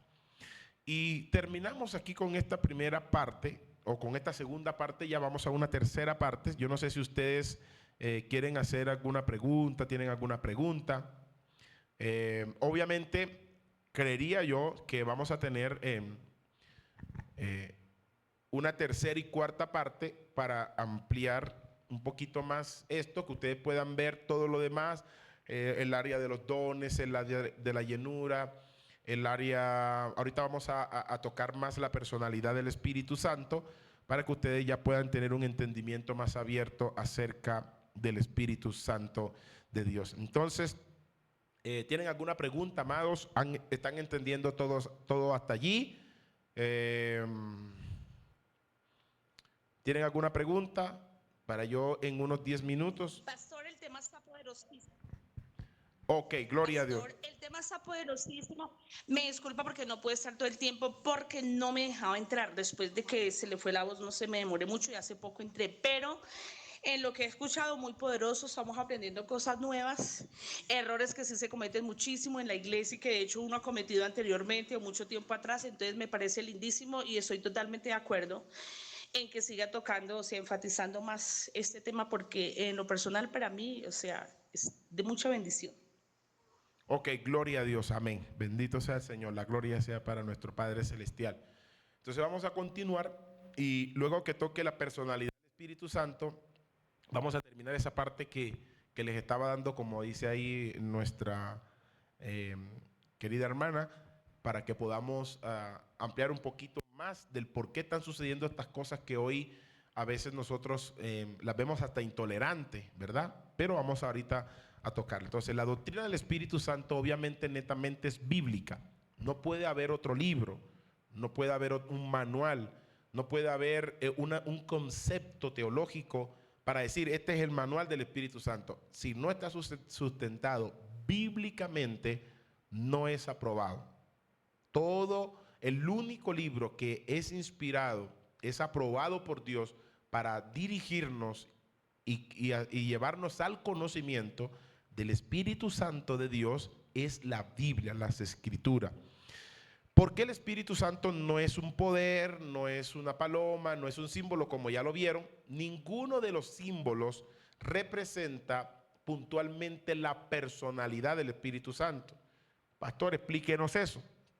A veces cometemos el error de confundir personalidad con visibilidad. Ese es un error que a veces las personas cometen y decir, no, el Espíritu Santo es como la paloma. No es como la paloma. Él se manifiesta con unas funciones, pero la Biblia nos los tiene que mostrar con ciertas características o cualidades de la paloma para que lo podamos entender, porque entonces ¿cómo lo iríamos a entender si usara un idioma que no es de este mundo, que nadie lo va a entender? Pues nadie puede entender. Entonces nos usa nuestro propio idioma, la misma creación que Dios hizo, y nos muestra la diversidad de cualidades de esa misma creación, en la cual implícitamente está Él allí revelándose a nosotros. Y por eso usamos esos símbolos. Pero la personalidad es muy diferente a la visibilidad. Un punto muy importante, la visibilidad tiene que ver con los símbolos con que se interpreta el Espíritu Santo, que no dimos los otros. Hay muchos más. Por ejemplo, cuando hablamos del aceite, no pensemos que el Espíritu Santo se vierte como un aceite en nosotros. Él es una persona. Entonces el concepto y la cosmovisión cristiana es que cree que cuando está siendo ungido por el Espíritu Santo es como si el Espíritu Santo derramara un aceite espiritual. No ocurre de esa manera. Pero en la segunda temporada del Espíritu Santo y neumatología les explicaré con detalle cómo ocurre el Espíritu Santo, cómo es la llenura, y realmente vamos a desmitificar muchos mitos y conceptos que por años se predicaron. Buenos pastores de Dios que ya fallecieron, quizás lo predicaron de una manera incorrecta, pero por eso Dios no los iba a condenar, porque eso era la forma de entenderlo. Pero gracias a Dios que nos da un poquito de amplitud para poder comprender varias cosas. El bautismo, por lo general, más del 95% de los cristianos, incluyendo pastores que no se han capacitado, no entienden el concepto del Espíritu Santo como la Biblia lo da a interpretar. Por eso es importante estudiar. Pero se los voy a dejar allí para que lo entendamos en una función con gráficas. Se los voy a mostrar con gráficas para que ustedes puedan entender más o menos cómo ocurre, qué es el bautismo del Espíritu Santo. Y la llenura también, que hay mala interpretación en eso y a veces lo predicamos incorrectamente. Entonces, las propiedades personales. ¿Por qué Él no es los símbolos o no es como los símbolos? Los símbolos simplemente revelan características. Por ejemplo, una paloma, un aceite, vamos a poner los objetos inanimados, un fuego, el viento, el agua, son elementos inanimados, es decir, no tienen personalidad. Ojo aquí, por eso no podemos compararlo con la personalidad del Espíritu Santo. Inclusive a la paloma, aunque es un animal sin raciocinio, no puede ser comparada con el Espíritu Santo en el sentido de su personalidad. ¿Por qué? Vamos a aprender las cualidades de la personalidad del Espíritu Santo. Uno, una persona tiene capacidad de ser inteligente. Sí. ¿El Espíritu Santo posee inteligencia? Sí. Cuando hablamos de la persona del Espíritu Santo, ¿nos estamos refiriendo a una persona en el contexto físico? No, porque la personalidad de la persona no es el concepto, la forma física en que la vemos. La personalidad está en el espíritu de la persona. Por eso es que el Espíritu Santo es una persona y Él nos impartió a nosotros esa personalidad. Nosotros no somos personas tratando de describir al Espíritu Santo como una persona. Nosotros somos personas porque el Espíritu Santo impartió esa personalidad en nosotros. Por eso somos hechos a imagen y semejanza de Dios. Entonces queremos nosotros ahora con nuestra naturaleza o nuestra personalidad limitada, tratar de entender cómo miramos nuestra personalidad a la personalidad del Espíritu Santo. Ahí hay un error. Porque comenzamos a asociar ciertos comportamientos como nosotros los percibimos y los sentimos y tratamos de entender que así es el Espíritu Santo. Pueda que tengan las cualidades porque Él las impartió en nosotros. Él no es como nosotros en grado de perfección. Él es perfecto, nosotros no somos perfectos, pero nos va a llevar a esa perfección para que seamos como Dios. Por eso dice la Biblia que en el cielo seremos semejantes a los ángeles. Y los ángeles tienen ciertos componentes como los de Dios, por ejemplo, hablando de la santidad, hablando de la obediencia total. O sea, poseen unos atributos en grados superiores a nosotros, porque un ángel no vive en el mal, vive en el bien.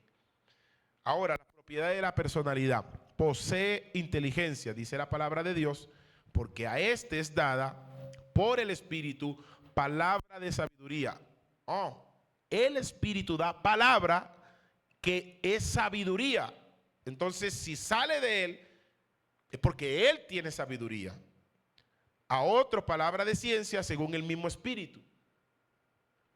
Estamos en las propiedades personales del Espíritu Santo.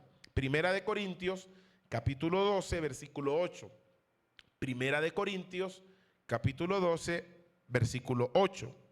Y ese mismo sabiduría, que yo le di un versículo en Isaías, en el capítulo 11 y versículos 2 y 3, habla del espíritu de sabiduría también.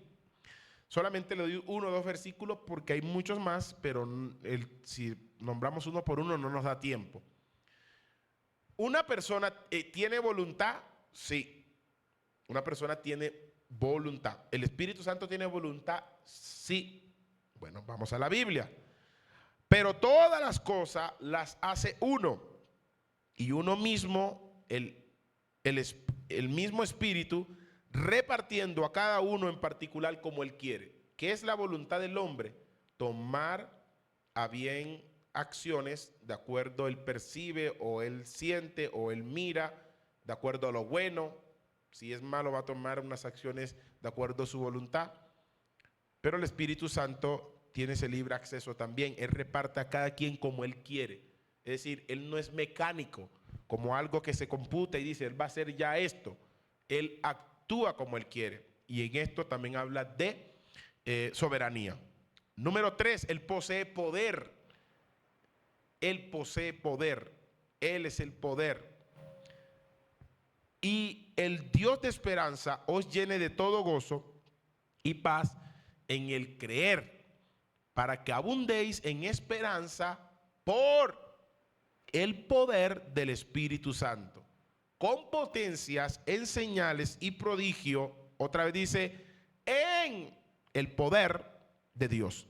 De manera que desde Jerusalén y por todos los alrededores hasta Ilírico, todo se ha llenado del Evangelio de Jesucristo. La Biblia habla del poder y también en el poder del Espíritu Santo.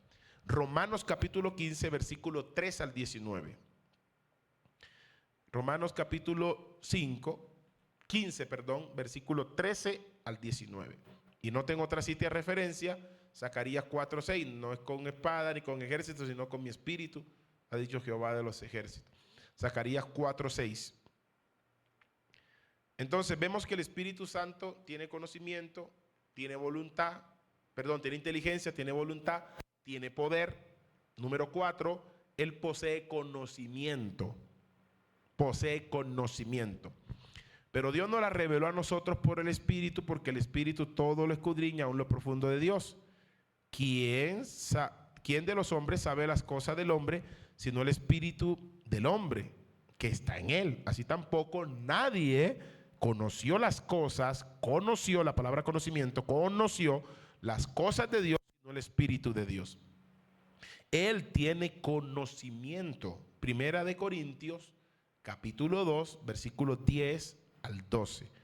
Entonces tenemos que el Espíritu Santo tiene inteligencia, tiene voluntad, tiene poder, tiene conocimiento. Y esto son atributos personales. Él no puede ser una energía. Y una energía ni en la lógica, ni en los estudios naturales, ni científico puede una lógica tener estos componentes, o una cosa, tener estos componentes. Él es la fuente de amor, es decir, que el Espíritu Santo tiene amor, una cualidad que solo seres vivientes, razonables, personales, tienen esta cualidad, amor. La Escritura dice, pero os ruego, hermanos, por nuestro Señor Jesucristo y por el amor del Espíritu, que me ayudéis orando por mí a Dios. Romanos capítulo 15, versículo 30. No usamos el famoso versículo de 2 de Corintios 13, ¿verdad? Pero estamos usando que aquí está claro también, Romanos 15, 30, que dice que el amor del Espíritu de Dios. Tremendo esto, bonito. Ahora vamos a pasar a otro punto. Los pronombres personales. Pronombres personales del Espíritu Santo. Escríbanlo allí. Pronombres personales del Espíritu Santo. Ahora vamos a hablar acerca del nombre del Espíritu Santo. Yo les preguntaría a ustedes, ¿tiene alguno de ustedes conocimiento del nombre del Espíritu Santo o entienden que el Espíritu Santo ese es el nombre del Espíritu Santo? Para ustedes, dentro de lo que conocen, ¿cuál es el nombre del Espíritu Santo? Para que se le haga más fácil la pregunta. ¿Cuál es el nombre?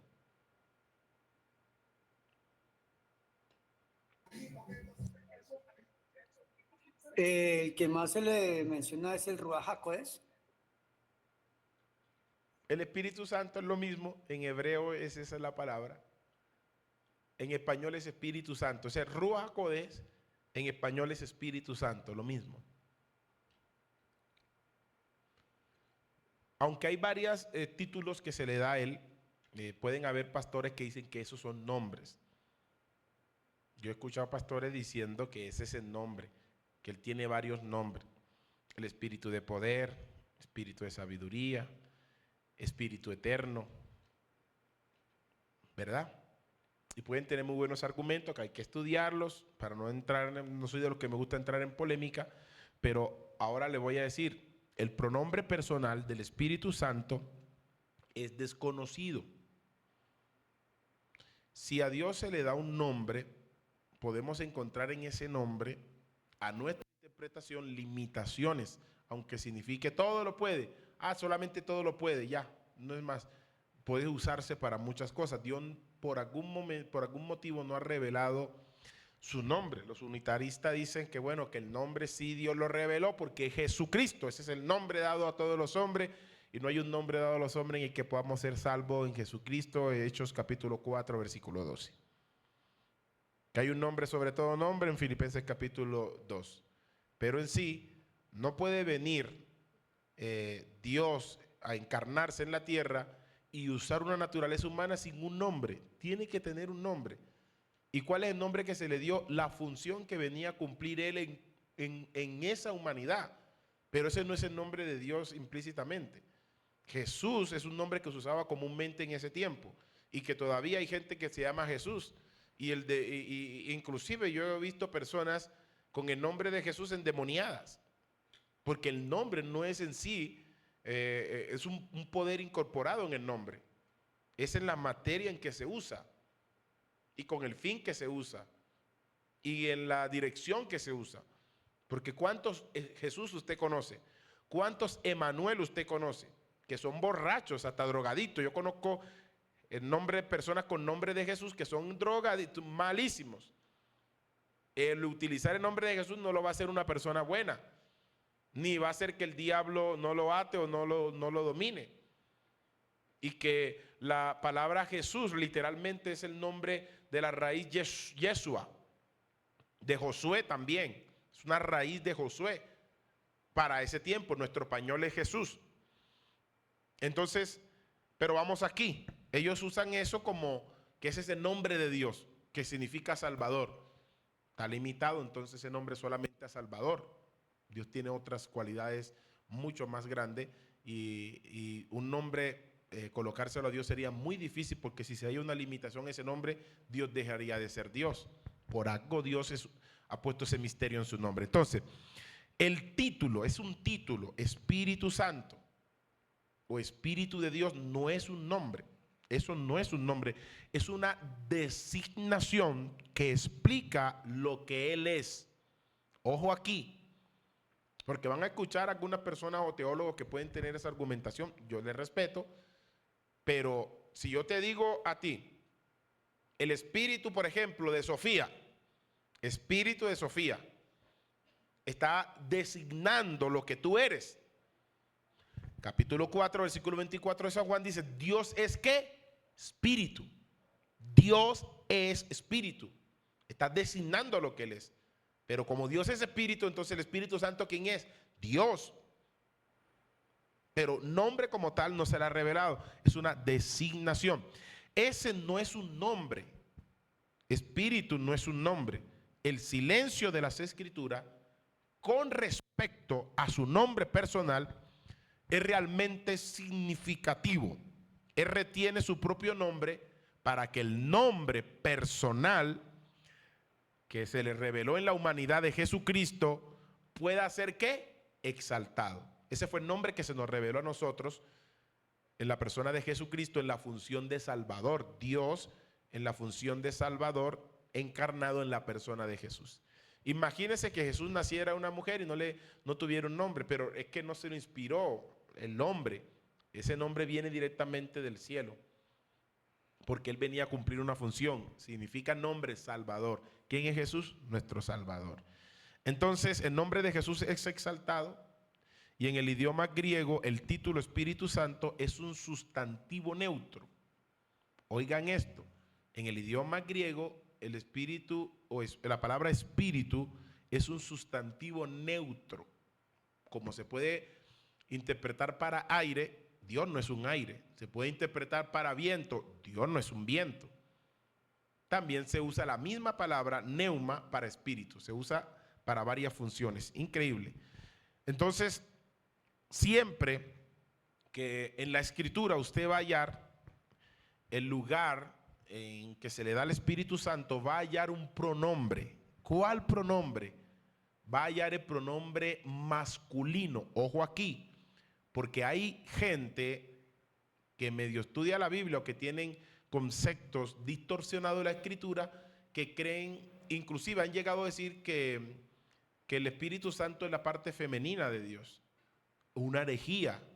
Tengan en cuenta lo que dice la Escritura, y esto les ayuda a aclarecer cuando ustedes vean una persona. Ya con esto, ustedes simplemente con esta partecita entienden que una persona puede estar cometiendo un error bíblicamente cuando utiliza estos términos que obviamente la gran mayoría o en su mayoría los cristianos saben de que es una herejía, pero no saben por qué.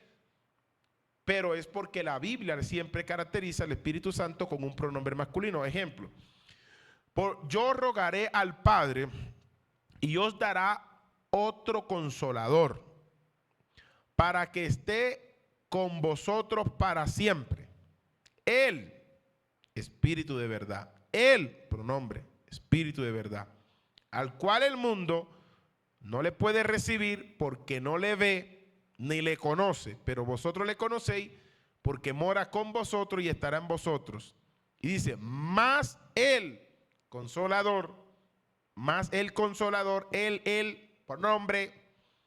Y luego dice, el Espíritu Santo, él, a quien el Padre enviará en mi nombre, él os enseñará todas las cosas y os recordará todo lo que yo he dicho. Juan capítulo 14, para que tengan el versículo, Juan capítulo 14, versículos 16 y 17. Y ponen una coma allí y ponen 26 porque el versículo 26 de ese capítulo también habla de ese pronombre. En el capítulo 8 de Romanos, versículo 16 y versículo al 26 vas a encontrar otra vez la descripción del pronombre masculino para el Espíritu Santo. Y en Juan capítulo 16, versículos 7 y 8 vas a encontrar el pronombre del Espíritu Santo. Nos da tiempo de que escriban por lo menos los actos con los versículos, y cuando tengamos la segunda temporada vamos a ampliar perfectamente todos los otros aspectos que nos faltan por tocar. Por ejemplo, los actos personales. Los actos personales, un viento, un aire, un fuego, una paloma, ninguno de los elementos que nombramos, un aceite, jamás completa las características de una personalidad en los diferentes aspectos que le estoy dando. Por ejemplo, en los actos personales hablamos del Espíritu Santo de una persona porque el Espíritu Santo actúa como una persona. ¿Por qué Él es una persona? Bueno, Él habla. Él habla. Hechos capítulo 13, versículo 2. Damos actos personales del Espíritu Santo. Escríbanlo allí rápidamente porque ya no nos da tiempo y voy a rematar aquí con el otro aspecto que le estaba tocando al principio. Y como iniciamos un poquitico tarde, si ustedes me dan 5 minutos, pero es que ya el tiempo, yo también tengo otras cositas y ya termino acá. Ministrando estos al Señor y ayunando, dijo el Espíritu Santo, apartadme a Bernabé y a Saulo para la obra que los he hecho. Él lo he llamado. Hechos 3:2.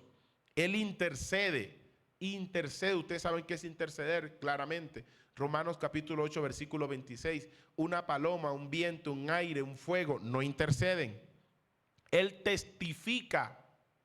Tercer punto, Él testifica. Juan capítulo 15, versículo 26. Juan capítulo 15, versículo 26. Solamente les voy a dar 5. Él ordena. Capítulo 16 de Hechos de los Apóstoles. Hechos 16, versículos 6 y 7.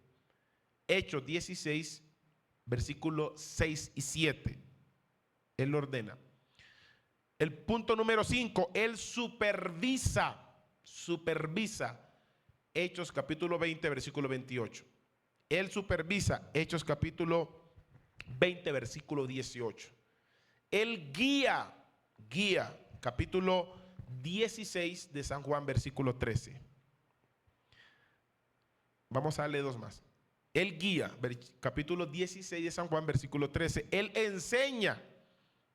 Imagínate, ningún otro de los elementos con que he comparado el Espíritu Santo en las Escrituras como característica tienen estas funciones. Solo Él, que es de su personalidad. Él enseña. Juan capítulo 14, versículo 16. Y ahí terminamos esa otra parte. Y yo vuelvo a la primera para que me den, todavía faltan 2 minutos. Estábamos tocando el tema de los 2 extremos al principio de las personas que usan el cesacionalismo, es decir, que ya no existe la función que cumplía el Espíritu Santo como la cumplían Jesús y los apóstoles, y el otro extremo. Por ejemplo, tenemos personas que viven alimentándose mal, personas que comen azúcar pero de una manera y se alimentan mal porque tienen la percepción de que el Espíritu Santo, volví a la primera parte con que inicié, que el Espíritu Santo, Dios, les va a sanar. Yo vi personas morir que aconsejé, y le dije, mire hermana, una hermana que ayudó a abrir hasta una iglesia, o una célula, reunió personas y personas de allí se convirtieron. Yo duré varios años predicando en esa célula, y esa célula vi personas drogadictas, borrachas cambiar.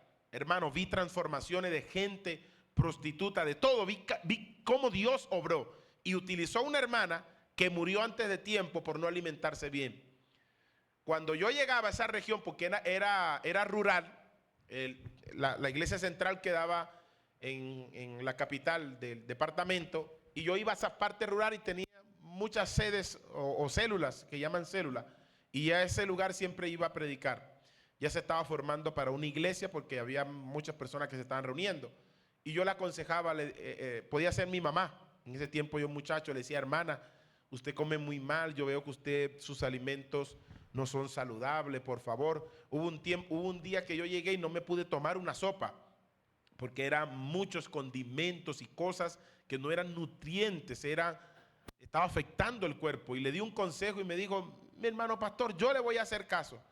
Volví al mes siguiente y seguía lo mismo, volvía y no hizo caso. Y estaba todavía en forma de recuperación, pero en su desespero no entendió y se alimentó mal, y eso la llevó a la muerte.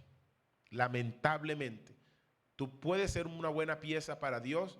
Dios no ve la muerte como una tragedia, Dios ve la muerte como un regreso a Él cuando tú eres cristiano. Acá nosotros lloramos, pero Dios no llora. Oiga, Dios no se va a poner a llorar, ay, se murió mi hijo. No, Dios está contento.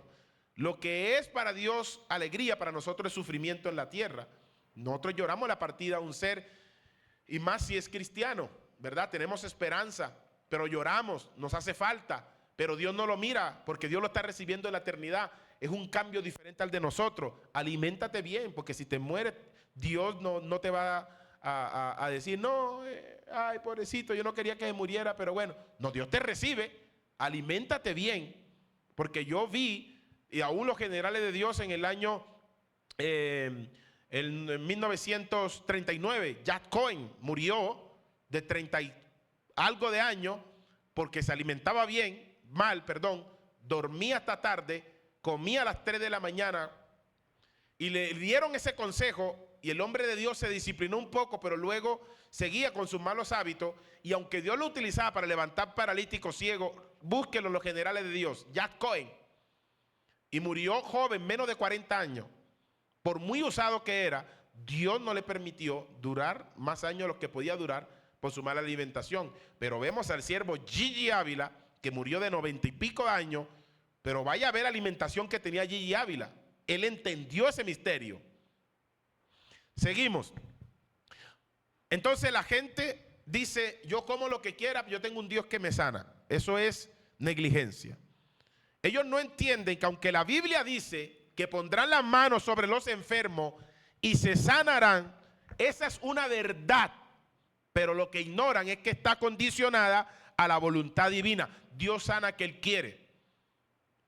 A quien no es tiempo de que Dios se lo lleve, Dios hace un trabajo para que se discipline, y si no se disciplina, lo recoge antes y envía a otro que cumpla la misma función que se estaba cumpliendo, porque hay más en la tierra. Entonces, los extremos que estamos analizando, todos tienen sus vacíos, los dos. La neumatología es algo que no se estudia dentro del movimiento carismático, porque le dan más valor a la supuesta revelación que al estudio de la Biblia. Aquello llamo supuesta revelación, y ya les explico para que no me malentiendan. La palabra revelación literalmente significa descubrir, quitar el velo. Eso significa la palabra revelación, que en griego es apocalipsis. Los que creen que los dones, los que creen en los dones, que es el carismático, piensa que Dios les revela la palabra. Piensa que Dios, ¿qué? Le revela la palabra. Ahí llegó el pastor que piensa que Dios le revela la palabra sin saber el contexto, 1, histórico, 2, cultural, y 3 lingüístico. Los que no creen en los dones piensan que Dios puso maestros y dedican a estudiar para que los maestros les enseñen. Oiga esto. Pero en las personas que creen que los dones, hay una ausencia en la palabra. A veces las personas que creen mucho en los dones tienen ausencia de palabra. Cuando estudian, te das cuenta que es fácil detectar cuando están predicando. La mayoría de estos personajes usan mal la aplicación de las escrituras, porque ellos entienden que Dios les revela la Biblia. Oiga esto, cuando tú los escuchas te das cuenta que no tienen un solo versículo, y termino aquí, un solo versículo revelado no lo tienen, sino que a sus interpretaciones ellos le llaman revelación. El movimiento carismático extremista es el problema que tiene, que interpretan la Biblia y le dan un sentido de lo que ellos entienden como la revelación única y divina de Dios, y es un error. Por eso sacan doctrinas falsas, manifestaciones raras, conceptos raros de la Biblia, que ni en teología ni nunca en la historia se han estudiado. Mas sin embargo ellos lo tienen como una verdad. ¿Y a qué le llaman verdad? A la supuesta revelación que tienen, que Dios les reveló de las Escrituras. La Biblia no se interpreta de manera que Dios me reveló esto y esto es así. Le voy a poner un ejemplo. Dios puede revelar la Escritura, que es la palabra iluminación que usamos, pero no de la forma en que lo están viendo hoy algunos. Y ya terminé aquí.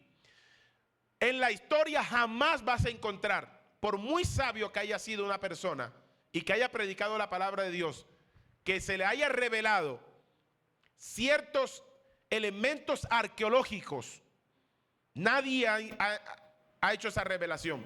¿Por qué no han llegado a esa revelación? Porque Dios no revela eso. Esa no es la función del Espíritu Santo. Los arqueólogos sí tienen esa función y esa luz, y nos revelan a nosotros lo que ellos descubren en arqueología. Pero nunca has visto una persona decir: Dios me reveló que la tumba de Lázaro está acá. Jamás van a entender eso, porque el Espíritu Santo no revela eso. Esa no es la función del Espíritu Santo. Él es guiarte a toda la verdad de la Escritura. Esa función la hacen los arqueólogos, no el que dice tener la supuesta revelación. ¿No te has dado cuenta que nunca ha pasado eso? Porque el Espíritu Santo tiene una función, y desconocerlo lo malinterpretamos y lo llevamos a errores bíblicos y herejías que nos cuestan a nosotros, errores que cambiarán el concepto acerca de lo verdadero y de la Escritura. Querido, Dios les bendiga de una manera especial. Les deseo lo mejor, que la paz del Señor sea sobre ustedes.